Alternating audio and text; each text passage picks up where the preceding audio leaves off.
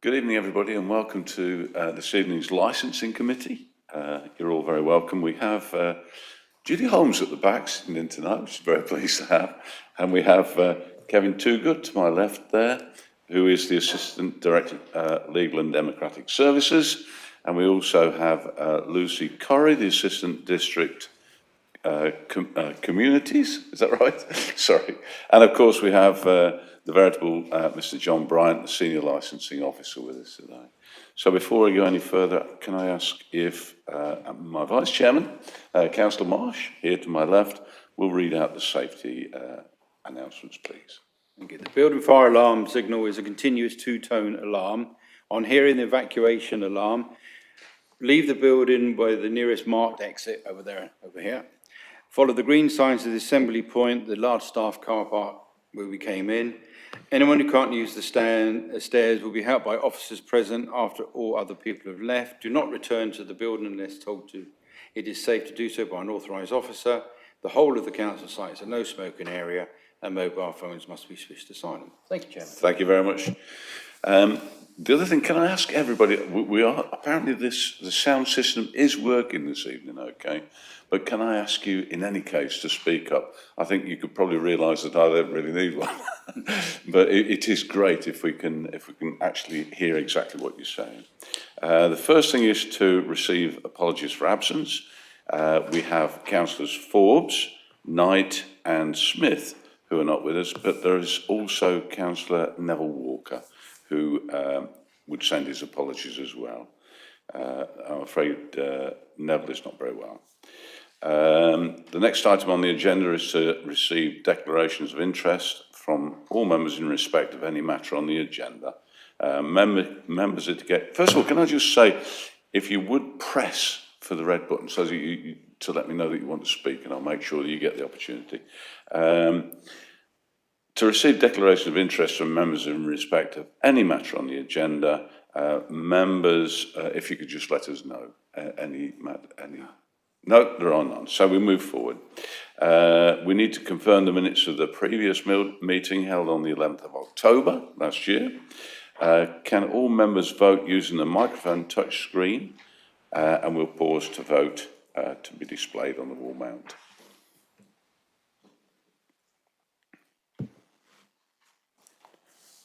Aye, what's going on here? God, press the green button. I think that's right. We need Councillor Gibson. I have pressed to abstain. Oh, there we go. Bless you. So we have the majority saying yes, and 2 abstaining. I'm assuming that they possibly weren't at that meeting. That's fine.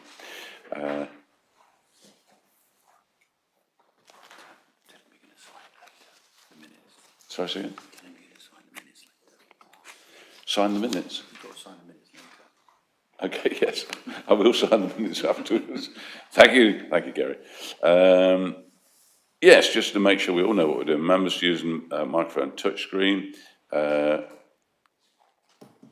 Thank you. The vote is now closed. As you can see, I'm really good at this. So then. To consider any matters the Chairman agrees to take as urgent business, I have none. So, presentation of Hackney Carriage Unmet Demand Survey.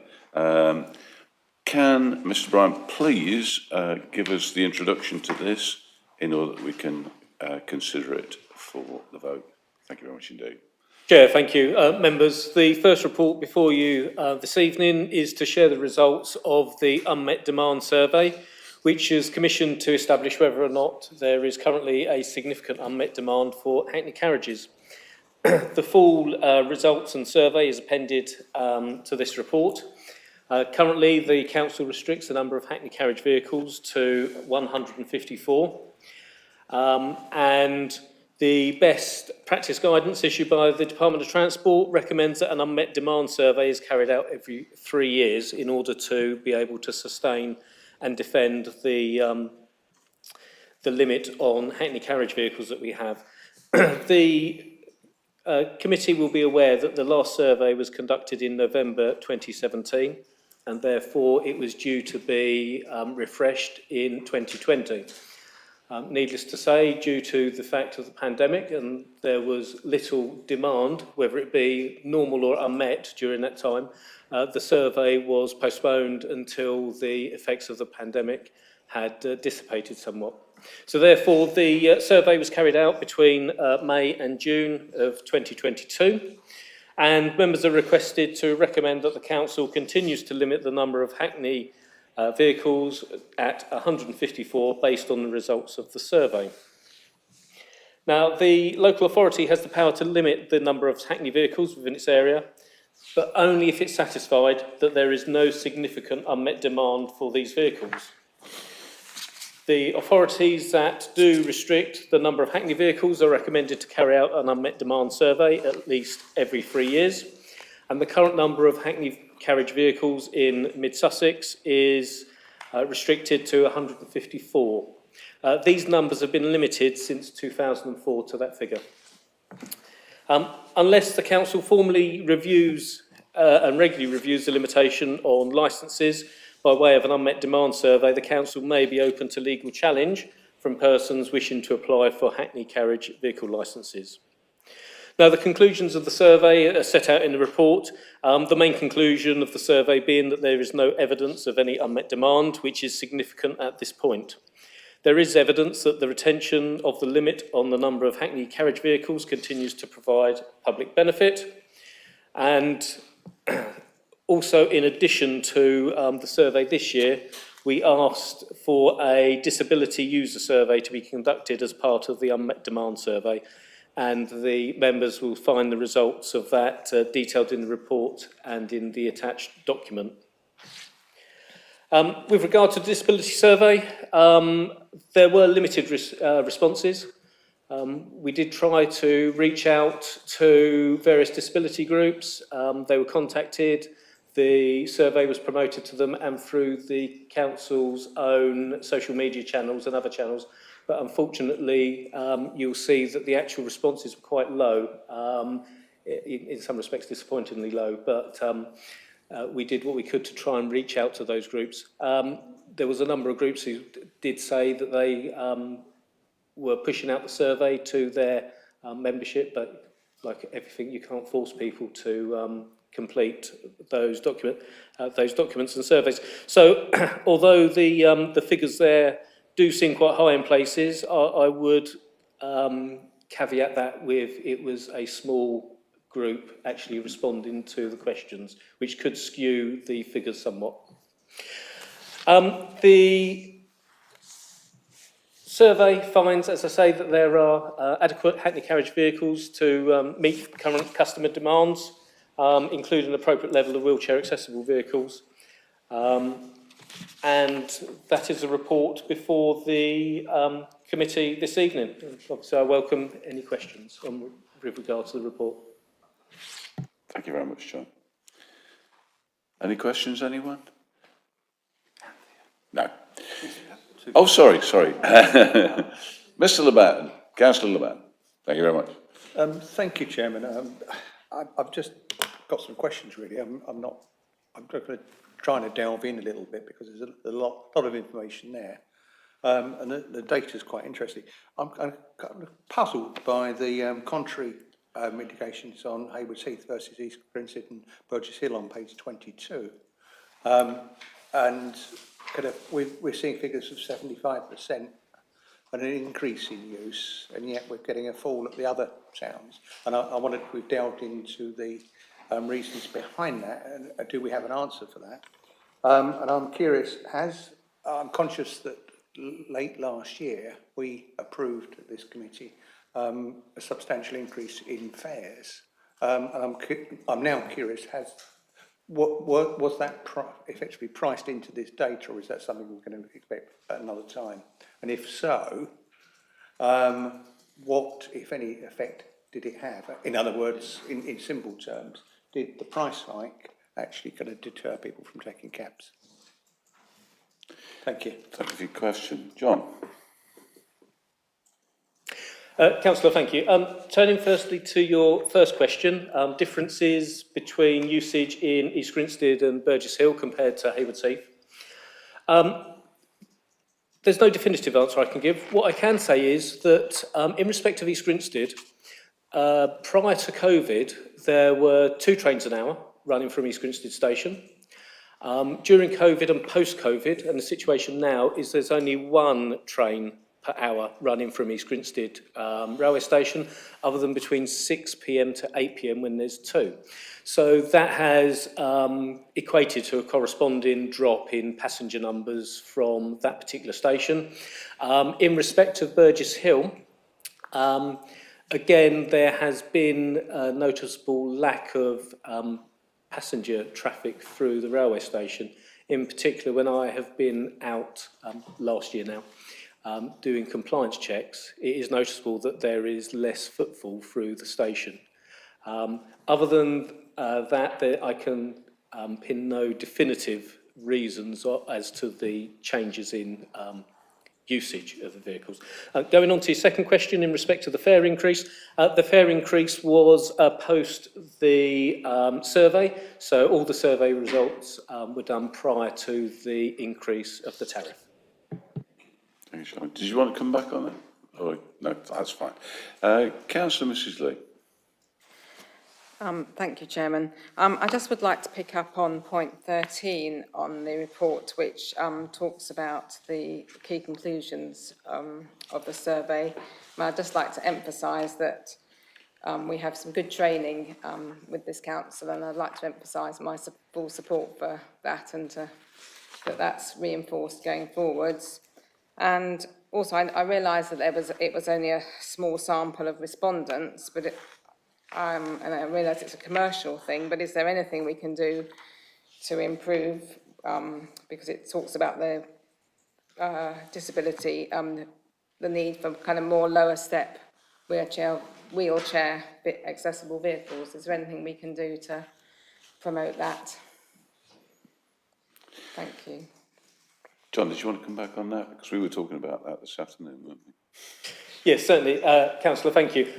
With regard to your first point, with regard to disability awareness training, you'll be aware that we have mandatory disability awareness training, which we have rolled out. And I'm pleased to say that I did check before this meeting, and there is now a very small minority of drivers who remain outstanding in respect of that training. And we expect the vast majority to have completed it by the end of this month. The drivers over the past couple of months, the ones which did have it outstanding, have been nudged to get the training done in good time, and I'm pleased to say that the vast majority of them have addressed it and got that sorted. So that's in respect of the disability awareness training. The lower step vehicles. We don't mandate particular vehicles, wheelchair accessible vehicles, to the trade. There are a mix of different vehicles within the fleet, some which do include high steps, some which have lower ones. All the wheelchair accessible vehicles, though, have got ramps, whether they be rear loading or side loading. And we also make regular checks on the wheelchair accessible vehicles to ensure, one, that they have their ramps with them, and two, that they've got all their safety equipment and harnesses in the vehicle as well when they're working. It mentions about high steps. I'm a little perplexed about the steps, as I say, for wheelchair accessible vehicles, as they do all have ramps, and some of them not only have ramps, also have winches to assist. Thank you very much indeed, John. Did you want to come back on that? No, that's fine. Councillor Henwood. Yeah, I got a couple of questions. So the survey done in 2017 was in November, when it's dark, bad weather, etc., which could influence the uses of taxis. So, and in 2022, it was done in May. So I want to know what allowances you've made, because you are comparing what you did in 22 to 2017. And I also have another question. If you look on page 60 in the report, it says, estimated passenger usage at the ranks. And obviously Hayward Heath, but it mentions 12% at Burgess Hill and 6% at East Grinstead. And yet, when you did the survey, if you go back to page 38, the interviewing, right, you know exactly where I'm heading. In interviewing, you had 110 interviews from East Grinstead, and you had 59 from Burgess Hill, and yet you've said that passenger use is greater in Burgess Hill. So those are two questions, please. Are you with me? Mr. Bryant, I must call you Mr. Bryant, I'm sorry. Certainly, councillor. I'm certainly with you. So if we address the first point, the differences within the time that it was carried out, one being in November and the other in the May. Prior to deciding to do it in the May, we obviously consulted with the company carrying out the survey.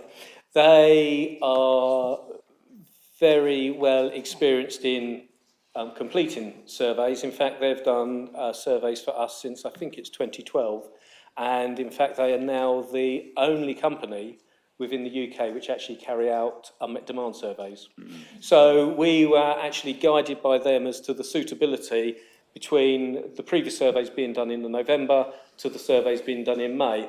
And they explained that they didn't see or anticipate that it would cause a great difference between the usage. Because of the days where they do the surveys, they monitor the ranks on the same days, and they monitor the ranks for obviously commuter usage and leisure usage. So they didn't anticipate that the difference in the time of year doing the survey would actually cause an issue. And those from the company being the experts, obviously we followed what they said. In respect of what you say with regard to the usage and the on-street surveys, there's two totally separate parts of the survey there. If I'm getting the right point that you're trying to make, there is a separate rank survey where the throughput of passengers actually at the rank is observed by video camera. Video cameras are placed for approximately 4 days, and they record all the comings and goings at the ranks. So in essence, the movements are counted. Then there is also an on-street survey, which takes place at various parts throughout the district.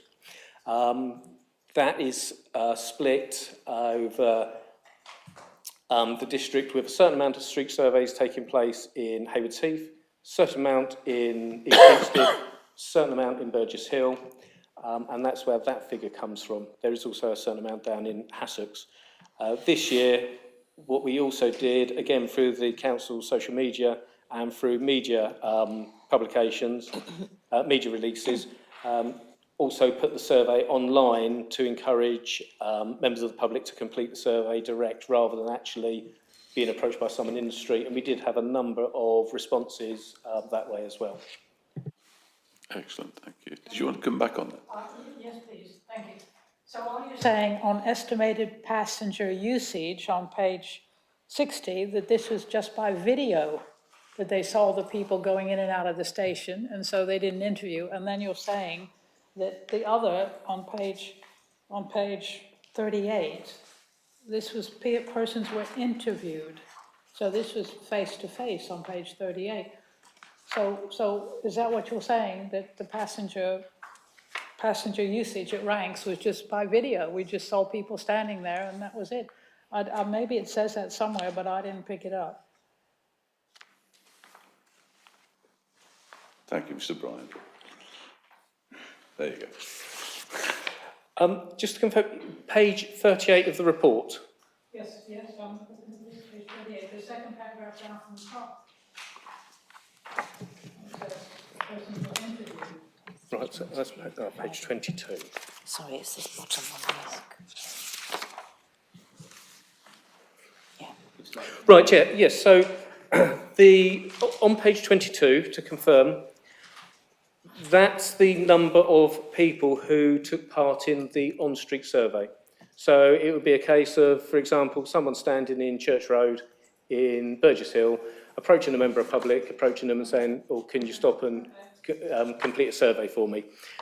They would then complete that survey, and that's how the sample was covered in that respect.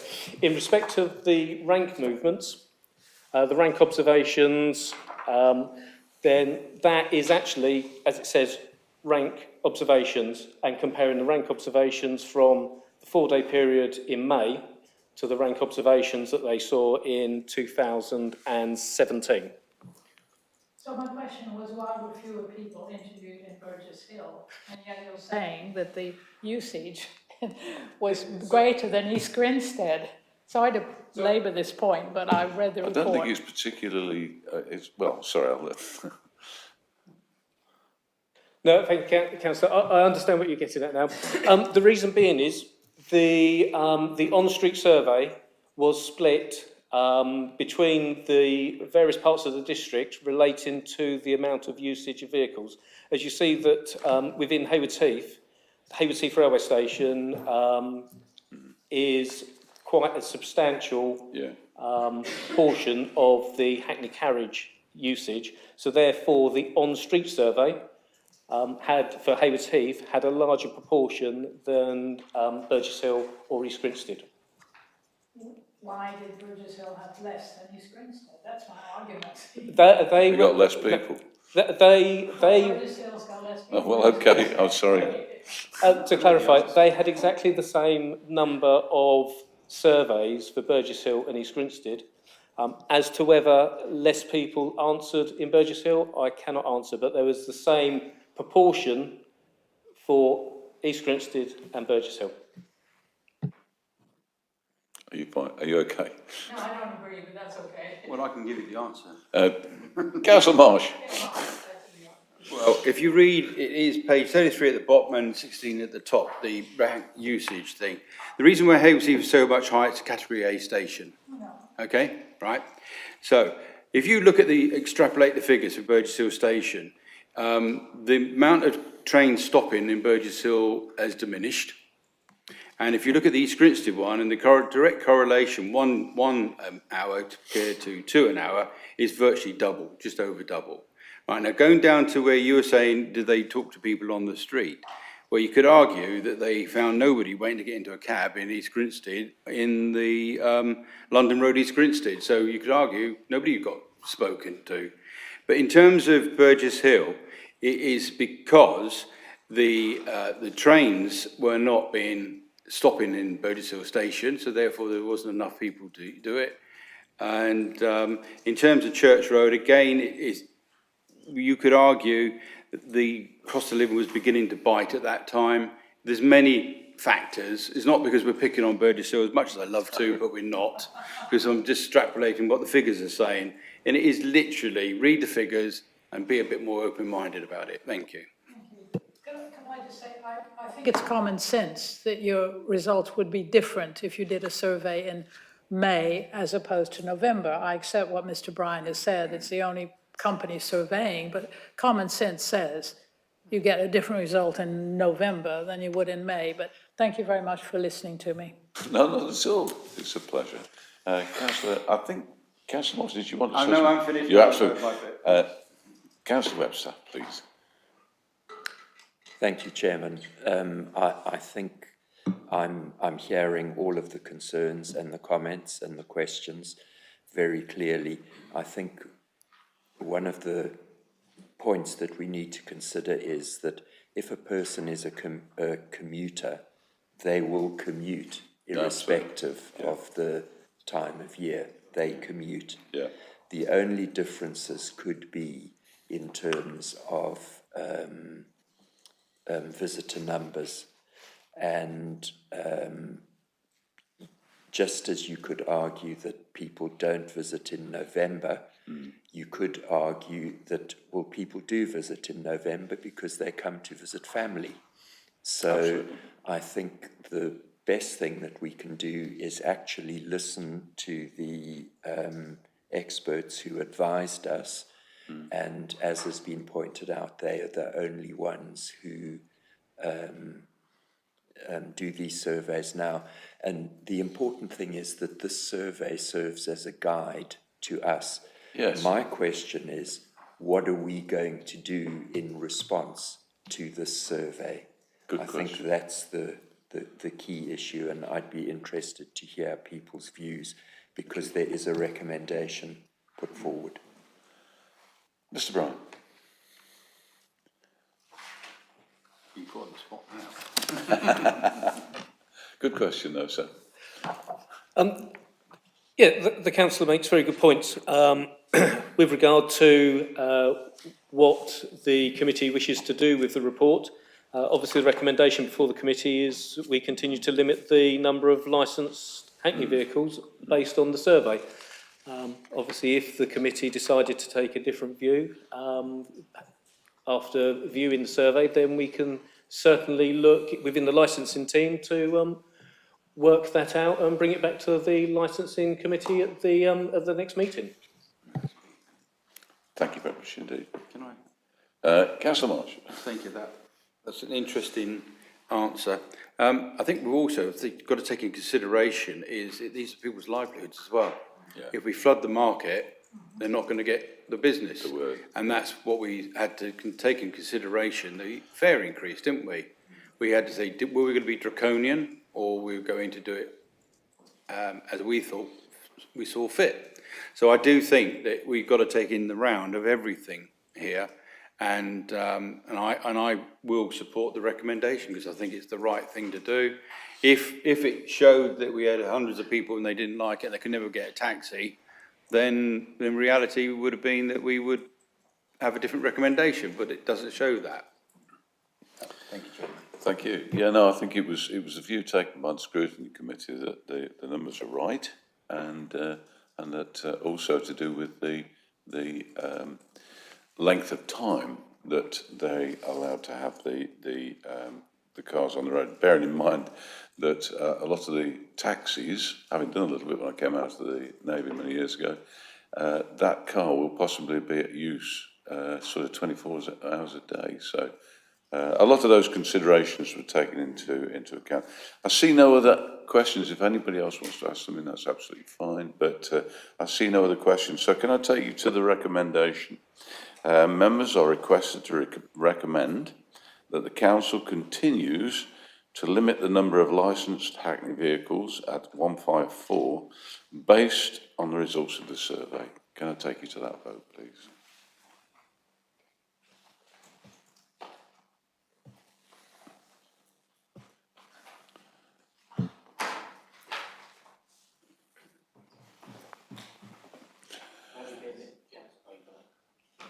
Yeah, we're all there.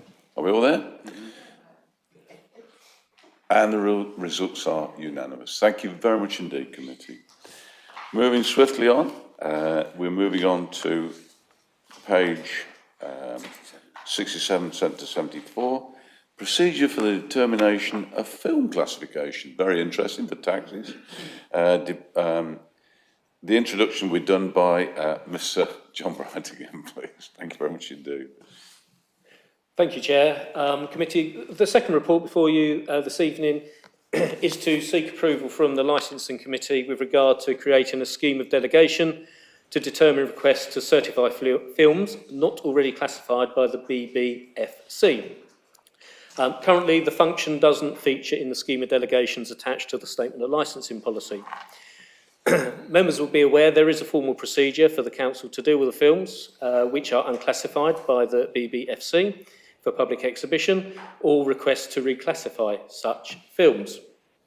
And the Council's responsibilities in relation to film classification is incorporated within the Licensing Act of 2003. And as such, it is necessary to formally adopt a scheme of delegation, and the report is for this committee to consider delegating these decisions to the Licensing Subcommittee.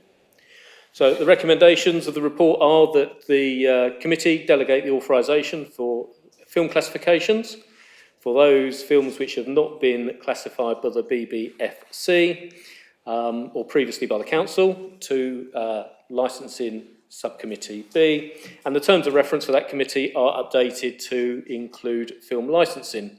And also, secondly, for the licensing committee to recommend to endorse a procedure for dealing with these requests, which are set out in Appendix 1. Now, I know that there are some members of this committee who have had the experience of sitting on a panel to classify films, as in the last 3 years, I believe we've had 2 films which have come before the panel. This report is to actually formalise the fact that the determination can take place with a panel of 3 members, and also endorse the procedure which has been in place for the classification of those films, so that members who are new to this experience are fully au fait with the procedure for classifying them. Obviously, the background for the report is set out, the fact that in normal circumstances, it's the British Board of Film Classification who classifies all films. And I'm sure members will be well aware of them sitting in the cinema, seeing their logo come up at the start of each film. The classifications are in fact done by the BBFC on behalf of licensing authorities. And there are occasions when films are not classified by that organisation and come to the council for classification because they're only going to be shown locally in 1 or 2 local cinemas. The classification that the council gives is based on the BBFC guidelines, and it is applicable only for showings within the district that has awarded that classification. So, for example, if someone came to Mid-Sussex and wished to have their film classified here and then wished to show it in Crawley, they would need to get it separately classified by Crawley Borough Council. The usual times when the council will ask to classify films is, as I say, when it's a locally made film, which is not entering formal UK distribution. Or rarely, a licensing authority may be required to classify a film that has been classified by the BBFC, and for some reason the filmmaker wishes a reclassification for a local screening. The policy context is set out in the report. Section 20 of the Licensing Act deals with this. And the full procedure for the classification of the films is set out at Appendix 1. That is a report before the committee, and I welcome any questions. Thank you, everyone. Well, this is something new on me, because I have never seen these things, but it was quite interesting talking about it this afternoon. I have Councillor Laban, you're first for the questions. Thank you, Chair. It's an easy one, I hope. I couldn't help but spot there was, under financial implications, the recommended delegation procedures will be undertaken as part of the authority's licensing authority. There is a policy of fees in place for these types of applications. The question is, what are they? Because it's not in the report. Thank you for that. Thank you. Mr. Bryan, sir. Yes, Councillor, thank you. There is a fees policy which was agreed by the Cabinet member. The current fee is £70 on application, and then for viewing it's £70 per hour or part thereof, as part of the cost recovery for the officer and committee time in respect of these applications. Great. Clearly I don't get out enough. Councillor Ban, would you like to come back again, or are you happy with that? Okay.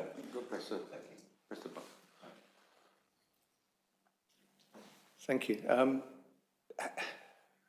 £70 for 3 members plus officer time doesn't actually sound like an economic return for the council. Thank you. Mr. Bryan. Those were the fees which were agreed when a fee structure for this matter was looked at. It may well be that that would need to be revisited. However, the fees charged by the BFCC for classifying a film is classed between £500 to £750, and that's for a nationwide classification. Okay.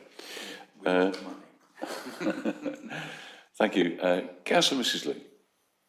Thank you, Chairman. I was also going to ask about the fees, so thank you, Councillor Leman, for raising that.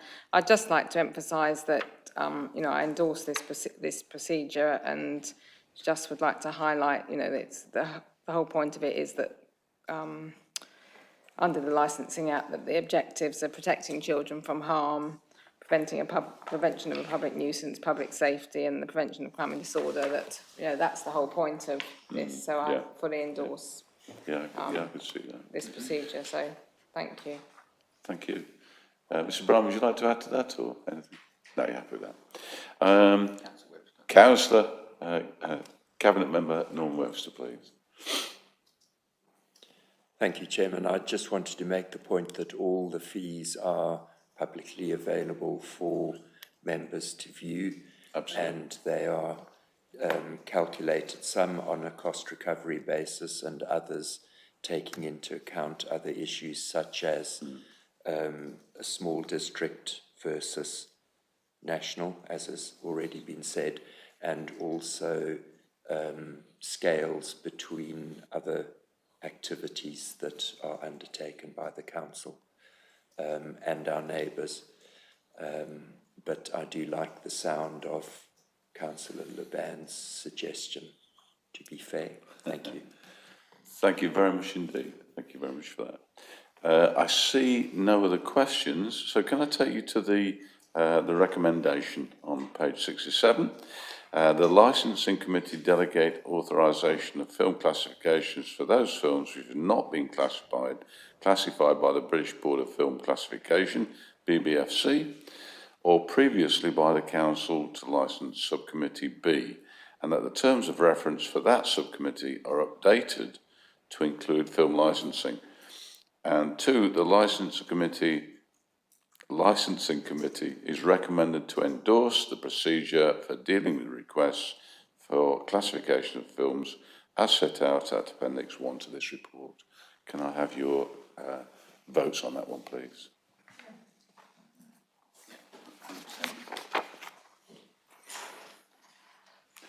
That's unanimous. Thank you very much indeed.